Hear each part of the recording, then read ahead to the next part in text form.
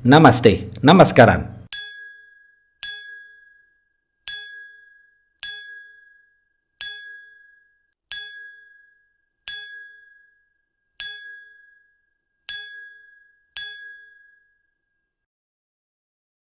Halo Movie Rangers, apa kabar kalian semua? Semoga kita selalu dikuatkan iman dan takwa agar kita menjadi pribadi yang kuat dan tidak mudah terasuki energi negatif. Jangan lupa subscribe Hashtag Movie dan follow Instagram kita ya. Hari ini Bang Jidar akan menceritakan film berbahasa Malayalam yang berjudul The Priest. Film ini dibintangi oleh aktor Mollywood papan atas Muhammad Kuti Ismail atau yang lebih dikenal dengan nama Superstar Mammootty. Film ini disutradarai oleh Jovin T. Chacko. Skor IMDb-nya 7,1. Film ini request dari Sambilion yang bercerita tentang dua misteri pembunuhan. Misteri pembunuhan orang-orang kaya dan misteri pembunuhan di rumah sakit. Oke, langsung aja put your headset on and listen to me.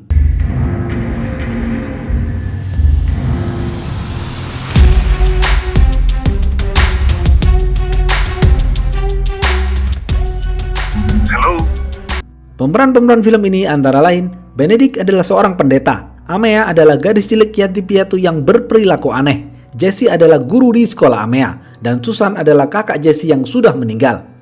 Benedict adalah seorang pendeta sekaligus detektif jenius yang sering membantu kepolisian dalam memecahkan kasus pembunuhan. Selain itu, Benedict juga dikenal ahli parapsikologi. Suatu pagi, sosok wanita bernama Dia datang ke rumah Benedict dan mengatakan, "Bapak pendeta, saya ingin meminta tolong kepada Bapak. Saya ingin Bapak memecahkan kasus bunuh diri yang menimpa keluarga Joseph Alat, karena hanya Bapak yang bisa memecahkan kasus ini.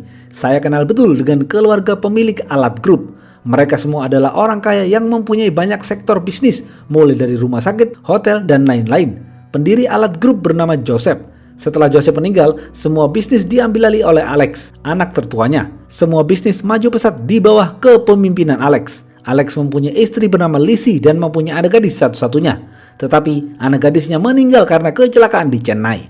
Ini membuat seluruh keluarganya mengalami kesedihan yang mendalam. 1 tahun kemudian, Alex melakukan bunuh diri dengan meminum racun. 2 tahun kemudian, Lizzie sang istri juga melakukan bunuh diri dengan meminum racun. Josie adiknya Alex yang melanjutkan tahta kepemimpinan di Alat Group.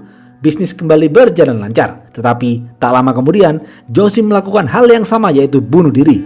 Saya merasa ada yang aneh Pak, karena saya tahu betul bagaimana keluarga mereka. Mereka sangat berpendidikan dan bermental baja. Mereka tidak mungkin melakukan bunuh diri.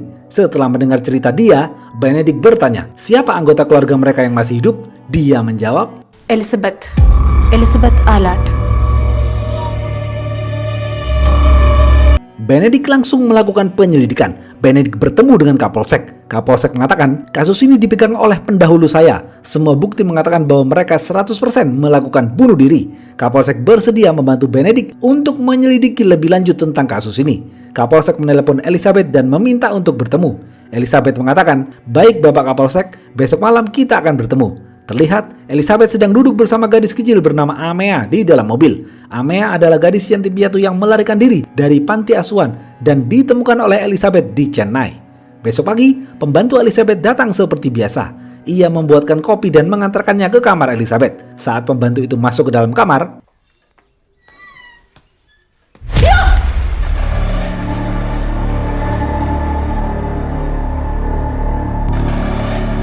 Elizabeth ditemukan tewas dengan sayatan di tangannya. Amea terlihat syok menunduk di pojok di dalam kamar Elizabeth. Benedict bingung dengan kematian ini karena Benedict berharap bisa menginterogasi Elizabeth guna mendapatkan petunjuk. Kapolsek dan tim forensik melakukan olah TKP. Semua orang-orang kepercayaan Elizabeth berkumpul di sana seperti dokter, pengacara, akunting, dan lain-lain. Pembantu Elizabeth mengatakan Amea adalah orang yang pertama kali melihat Elizabeth tewas di tempat tidur. Kapolsek menginterogasi Amea. Karena tidak ada hal yang mencurigakan, Amea kemudian dikembalikan ke panti asuhannya di Chennai.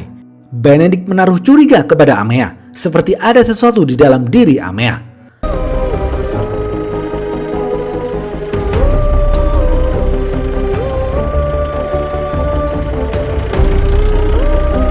Kapolsek bertemu dengan suster panti asuhan. Suster mengatakan, Amea sering menghilang Pak, tetapi dia pasti akan kembali ke sini. Dia salah satu gadis yang berperilaku aneh, jarang berbicara dan suka menggambar.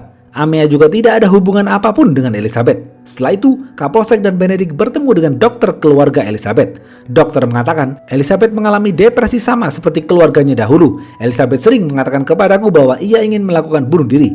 Benedict berasumsi Elizabeth tidak bunuh diri karena tidak mungkin seseorang ingin melakukan bunuh diri tapi membawa anak kecil dari luar kota. Kapolsek dan Benedict kembali ke kantor polisi. Kapolsek mengatakan kepada Benedict, kematian Elizabeth disebabkan oleh overdosis obat tidur dan darah yang keluar dari tangannya. Tidak ada sidik jari lain di kamar Elizabeth. Kamera CCTV juga tidak ada yang mencurigakan. Semua pintu rumah Elizabeth terkunci dari dalam. Kapolsek berasumsi bahwa Elizabeth melakukan bunuh diri. Malam hari, di panti asuhan Amea,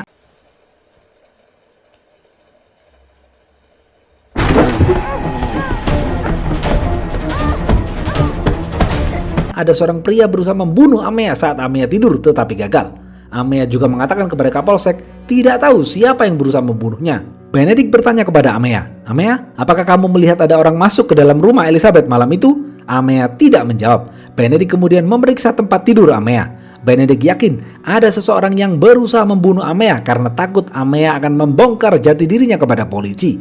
Artinya, Elizabeth bukan bunuh diri tetapi dibunuh. Kapolsek dan Benedict bertemu dengan pengacara keluarga Alat. Pengacara itu mengatakan, seminggu sebelum Elizabeth bunuh diri, ia menulis bahwa kepemimpinan perusahaan akan diisi oleh orang-orang kepercayaannya, dan itu semua sudah diatur secara resmi oleh hukum. Benedict mendatangi TKP lagi dan masuk ke kamar Elizabeth. Di sana, Benedict sudah menemukan petunjuk. Benedict menelpon Kapolsek dan mengatakan, "Pak Kapolsek, tidak mungkin Amea mengunci pintu dari dalam karena terlalu tinggi. Pelaku tidak lewat pagar depan karena ada satpam. Dia memanjat lewat pagar belakang. Pelaku memencet bel dan Elizabeth membukakannya. Pelaku adalah orang dekat. Oleh karena itu, Elizabeth mempersilahkannya masuk dan Elizabeth mengunci pintu rumahnya dari dalam. Kemudian pelaku masuk ke kamar Elizabeth. Setelah Elizabeth tewas, pelaku tidak langsung keluar rumah. Ia tetap stay di dalam rumah itu dan bersembunyi. Besok paginya, saat semua orang ramai berkumpul di TKP, pelaku keluar dan berbaur dengan orang-orang. Orang-orang tidak ada yang menaruh curiga karena pelaku merupakan orang dekat. Benedict dibantu para pemulung menemukan obat Palip-6 yang berada di dekat jendela kamar mandi Elizabeth. Palip-6 adalah obat khusus untuk penderita psikedelik.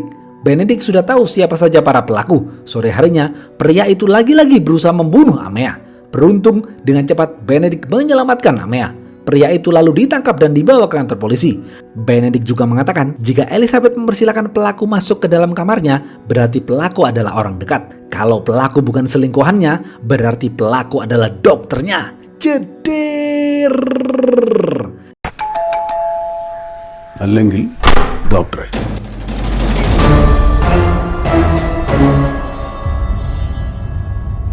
Kapolsek dan Benedict langsung menangkap dokter, pengacara, dan akunting keluarga Alat. Kapolsek dan Benedict menginterogasi dokter.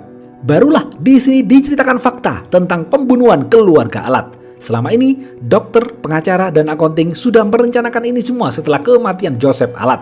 Mereka adalah orang-orang terakhir kepercayaan keluarga Alat. Mereka lah yang membunuh anak gadis Alex dan dibuat seperti kecelakaan. Setelah itu, keluarga Alat mengalami kesedihan yang mendalam. Dokter memanfaatkan kesedihan itu sebagai alibi agar orang-orang percaya mereka melakukan bunuh diri.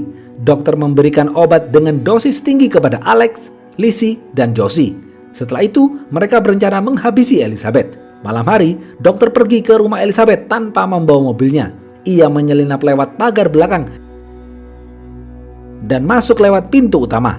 Karena Elizabeth percaya penuh dengan dokter, Elizabeth mempersilahkannya masuk. Elizabeth lalu mengunci pintu rumahnya dari dalam. Dokter kemudian masuk ke dalam kamar Elizabeth. Dokter lalu memberinya obat Palip-6 dengan dosis tinggi.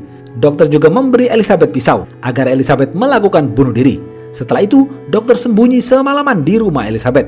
Dokter baru sadar ternyata pagi itu ada Amea yang berada di dalam rumah. Dokter dan komplotannya berusaha membunuh Amea tetapi gagal. Obat Palip-6 terbukti tidak ada di dalam resep obat rutin milik Elizabeth. CCTV juga menangkap bahwa besok paginya dokter naik bemo pulang ke rumah. Kasus pembunuhan ini akhirnya terpecahkan. Mereka berempat ditangkap dan dipenjara. Benedict masih penasaran dengan Amea. Kapolsek bertanya, "Pak Benedict, kasus ini telah selesai. Harusnya kita bahagia, tapi kenapa Bapak terlihat murung?" Benedict menjawab, "Aku masih penasaran dengan Amea. Wajahnya seperti menanggung banyak beban. Ini akan menjadi awal penyelidikan baruku." നമ്മളുടെ കേസേ കഴിഞ്ഞിട്ടുള്ളൂ. എൻ്റെ കേസ് തുടങ്ങാൻ പോകുന്നതേ ഉള്ളൂ.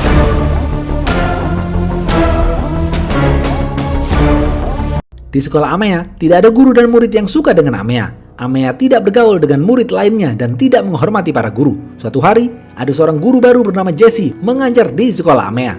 Murid-murid sangat menyukai Jessie karena Jessie dikenal sebagai guru yang baik dan lembut. Saat Jessie mengajar di kelas Amea, Amea menangis bahagia saat pertama kali melihat Jessie. അയ്യേ എന്തിനാ കരയുന്നേ? മാർക്ക് കുറഞ്ഞിട്ടാണോ? അടുത്ത എക്സാമിന് നല്ല മാർക്ക് വാങ്ങിയാൽ പോരെ? സാരമില്ല, അതൊക്കെ നമുക്ക് ശരിയാക്കാം. Saat guru lain sedang berjalan, Amea tidak sengaja menabrak dan membuat buku-buku sang guru terjatuh. Ada salah satu cover buku sang guru yang bergambar badut. Amea langsung merobeknya karena Amea tidak suka dengan gambar badut. Permasalahan ini akhirnya dibawa ke kepala sekolah. Semua guru marah dengan Amea. Suster panti asuhan Amea pun dipanggil dan datang menghadap kepala sekolah. Jessie membela Amea karena Amea adalah anak yatim piatu yang kurang mendapatkan kasih sayang.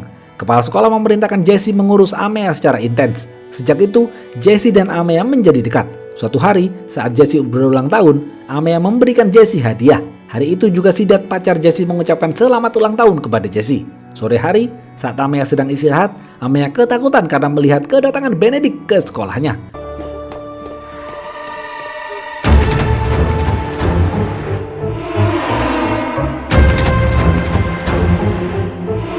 Benedict bertemu dan berbicara empat mata dengan Amea. Tiba-tiba, Amea berteriak. Jessie yang mendengar itu langsung menghampirinya. Amea berbohong dengan mengatakan Benedict telah menampar dirinya. Jessie percaya saja dengan Amea dan marah kepada Benedict. Benedict terus berusaha berbicara dengan Jessie tentang Amea, tapi Jessie menolak. Jessie juga tidak mau menerima kartu nama Benedict. Benedict mengatakan, jika kau tahu sesuatu tentang Amea, kau bisa menghubungi aku. Only I can help you. ഇത് ഞാൻ പറയുന്നതല്ല, ദൈവം പറയുന്നത്.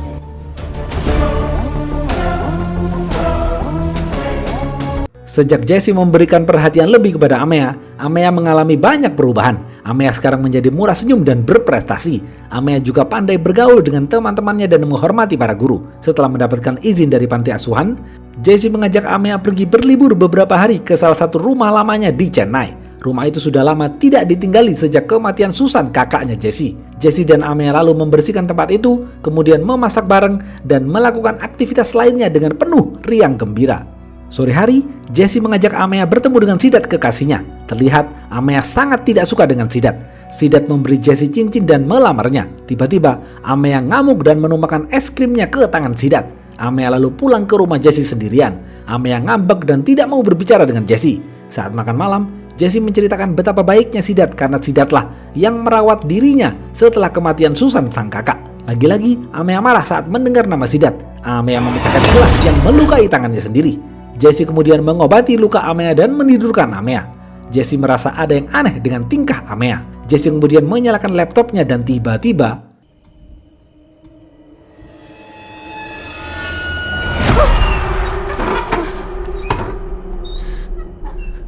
Jessie melihat bayangan Amea di laptopnya. Saat Jessie mengecek, ternyata Amea sedang tidur di tempat tidur. Jessie lalu berusaha menghubungi Benedict. Ia mencari informasi tentang Benedict di Google. Ternyata Jessie baru tahu bahwa Benedict adalah seorang parapsikologi.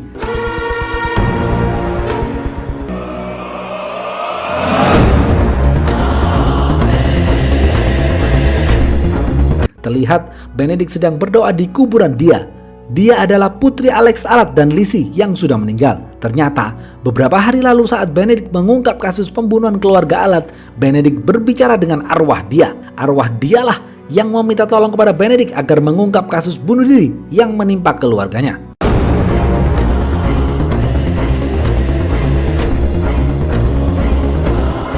Jessie kemudian menelpon Sidat.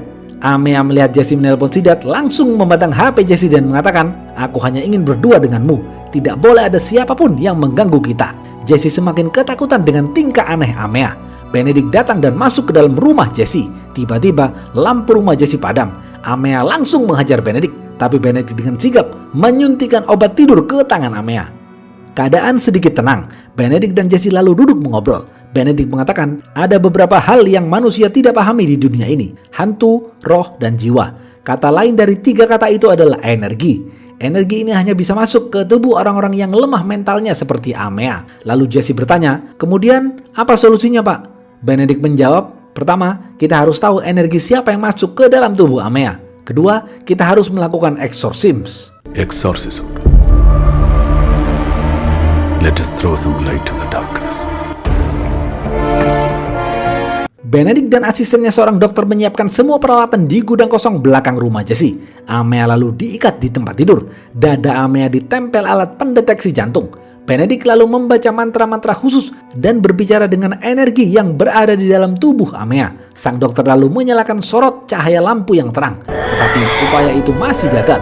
Benedict belum tahu energi siapa yang berada di dalam tubuh Amea. Besok pagi, Benedict mengantar Jesse ke kuburan Susan. Jesse mengatakan sang kakak tewas karena kecelakaan.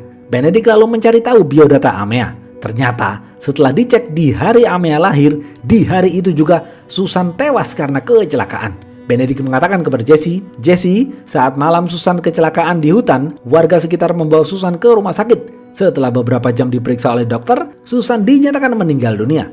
Di rumah sakit yang sama, malam itu juga Amea dilahirkan. Setelah melahirkan Amea, ibunya Amea meninggal dunia. Benedict mengatakan kepada Jesse, saya yakin energi yang masuk ke dalam tubuh Amea adalah energi Susan kakakmu. Jesse bingung, kenapa energi Susan masuk ke tubuh Amea?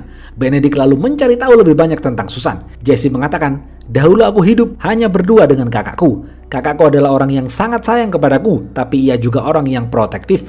Kakakku juga tidak suka dengan hubunganku dengan Sidat. Benedict bertanya lagi kepada Jesse, sejak kapan kau melihat keanehan tingkah Amea? Jesse menjawab, aku melihat keanehan Amea sejak menonton Topeng Badut di televisi. Amea sangat membenci Topeng Badut. Amea juga membenci Sidat saat dia ku ajak untuk bertemu dengan Sidat. Benedict lalu mempertontonkan Badut kepada energi Susan di dalam tubuh Amea. Energi Susan berteriak dan ketakutan. Lalu tiba-tiba Sidat datang. Amea langsung menyerang Sidat. Jesse dan sang dokter melerai dengan menarik tubuh Amea. Benedict penasaran kenapa energi Susan sangat membenci Sidat. Benedict kemudian mengobrol dengan Sidat. Sidat mengatakan, Susan adalah guru di sekolah kami. Susan tidak suka dengan hubungan cintaku dengan Jesse. Sekolah kita terkenal akan olahraganya. Suatu hari, guru olahraga kita bernama Sudarsan memberikan kita suntikan doping kepadaku dan teman-teman lainnya sebelum mengikuti turnamen. Susan melihat kejadian itu langsung merekam dan akan melaporkan hal ini kepada media. Kepala sekolah takut reputasi sekolahnya turun karena hal ini. Kepala sekolah melarang Susan melaporkan hal ini kepada media. Besok pagi, Benedict bertanya kepada Jesse, di mana kamu waktu hari H Susan meninggal? Jesse menjawab, aku berada di acara ulang tahun Anan sahabatku yang diadakan di rumah Sidat. Benedict bertanya lagi, apakah ada yang pulang lebih awal saat acara ulang tahun itu? Jesse menjawab, tidak ada pak. Semua orang ada di pesta itu sampai acaranya selesai. Hanya aku yang pulang lebih dahulu di antar Sidat menggunakan mobilnya. Benedict lalu meminta foto-foto ulang tahun Anan kepada Anan, tapi Anan menolak. Karena menolak, Benedict langsung nyelonong masuk ke rumah Anan. Benedict mencari foto-foto ulang tahun Anan di kamar Anan. Setelah mendapatkan semua foto-foto itu, Benedict kemudian menemui Sidat dan mengatakan, aku menemukan foto wajahmu seperti badut di ulang tahun Anan. Apa hubungan wajah badutmu ini dengan Susan? Cepat katakan dan jangan berbohong. Sidat mengatakan, saat acara ulang tahun Anan di rumahku, Jesse dilarang pergi oleh Susan, tapi aku diam-diam berhasil menyebut Jesse. Kami semua bersenang-senang dan saling mencoret-coret wajah sampai wajah kami semua menyerupai badut. Kemudian Jesse ingin pulang karena sudah larut malam. Di saat yang bersamaan, Susan tahu Jesse menyelinap keluar rumah. Susan marah dan pergi menggunakan motornya untuk menjemput Jesse. Di tengah perjalanan, mobil kami menabrak Susan. Jesse pingsan di dalam mobil, sedangkan Susan jatuh dan terluka. Aku keluar melihat Susan yang sedang sekarat. Susan juga melihat wajahku yang seperti badut. Aku panik dan kabur, membawa Jesse yang pingsan ke rumahnya. Setelah selesai mengantar Jesse, aku kembali ke tempat tadi, tetapi aku tidak melihat Susan. Susan sudah dibawa warga ke rumah sakit. Benedict merasa masih ada yang Sidat sembunyikan. Benedict kemudian pergi ke gudang tua untuk melihat mobil Sidat yang menabrak Susan dahulu. Benedict kemudian menemukan rambut Jesse di sana. Di saat bersamaan, energi Susan di dalam tubuh Amea pergi mengejar Sidat. Ia ingin membunuh Sidat. Energi Susan dalam tubuh Amea melempar batu ke tangan Sidat hingga terluka.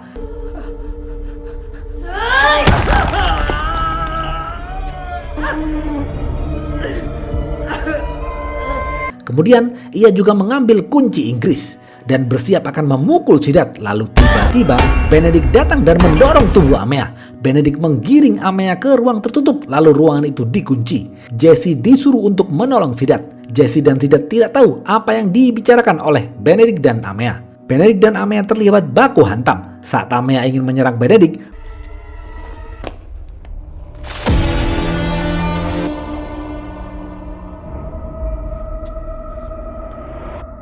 Benedict mengeluarkan alat pemancar EMF dan menembakkan ke arah Amea.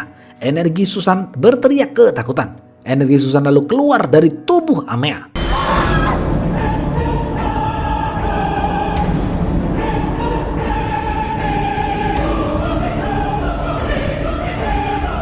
Benedict lalu mengambil dan memeluk tubuh Amea yang kelelahan.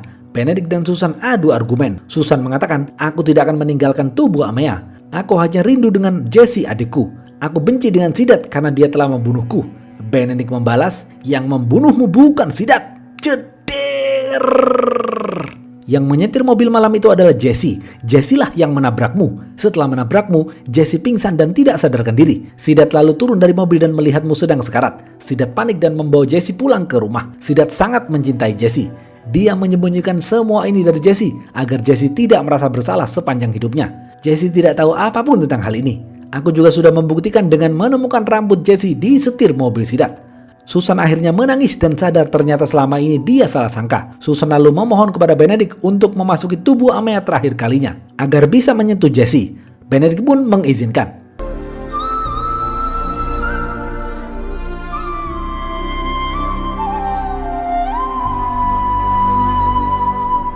Tubuh Amea lalu pingsan di pelukan Jesse. Artinya, energi Susan sudah pergi dari tubuh Amea untuk selama-lamanya. Beberapa hari kemudian, Benedict menelpon dokter yang memeriksa Susan sebelum meninggal dan berpura-pura meminta uang tebusan. Dokter itu kemudian memberitahukan hal ini kepada Sudarsan. Mereka berdua panik dan ketakutan. Ternyata ada orang lain yang mengetahui kejahatan yang mereka lakukan kepada Susan. Ternyata saat Susan diperiksa oleh dokter di rumah sakit dulu, si dokter tahu Susan adalah musuh Sudarsan. Si dokter lalu menelpon Sudarsan dan meminta uang tebusan kepada Sudarsan. Si dokter berjanji akan membuat Susan meninggal dunia. Sudarsan pun setuju dan mengirim sejumlah uang kepada si dokter. Dokter dan Sudarsan pun naik mobil untuk bertemu dengan Benedict. Di tengah perjalanan,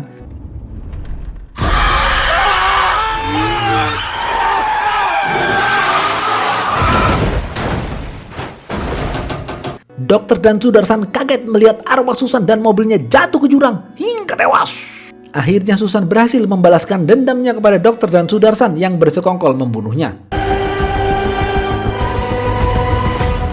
Susan, now you can rest in peace. Habis. Apa pesan dari film ini?